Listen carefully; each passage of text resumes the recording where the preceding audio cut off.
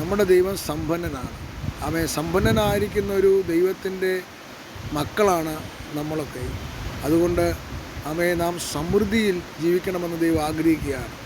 ഗലാത്യ ലേഖനത്തിനകത്ത് പൗലോസ് അപ്പോസ്തലൻ ഇപ്രകാരം എഴുതി, അബ്രഹാമിൻ്റെ അനുഗ്രഹം ക്രിസ്തുയേശുവിൽ ജാതികൾക്ക് വരേണ്ടതിന് ആത്മാവെന്ന വാഗ്ദത്ത വിഷയം വിശ്വാസത്താൽ പ്രാപിക്കണമെന്ന്. വിശ്വാസത്താൽ പരിശുദ്ധാത്മാവിനെ പ്രാപിച്ചു കഴിഞ്ഞാൽ നാം ആത്മീയ സമ്പന്നതയിലേക്കും ഭൗതിക സമ്പന്നതയിലേക്കും ജീവിതത്തിലെ എല്ലാ മേഖലയിലും ആ സമൃദ്ധി നമുക്ക് അനുഭവിക്കാൻ കഴിയും. നാം അനുഗ്രഹം അനുഭവിക്കാൻ വേണ്ടി വിളിക്കപ്പെട്ടവരാണ്. നമ്മുടെ പിതാവ് സമ്പന്നനാണ്. അതുകൊണ്ട് നമ്മളെല്ലാവരും ആ സമ്പന്നതയിൽ 2024 ഏറ്റവും സമൃദ്ധിയിൽ നമ്മൾ കഴിയും. അതിനായി നിങ്ങൾക്ക് വേണ്ടി പ്രാർത്ഥിക്കുന്നു. യേശു ക്രിസ്തുവിൻ്റെ നാമത്തിൽ കർത്താവേ, എന്നെ കേൾക്കുന്നവരെല്ലാം ആ സമൃദ്ധിയിൽ, ആ സമ്പത്തിൽ, ആ പിതാവിൻ്റെ സ്നേഹത്തിൽ, ആ കരുതലിൽ അവർ ജീവിക്കട്ടെ. ദൈവകൃപയോട് കൂടിയിരിക്കും.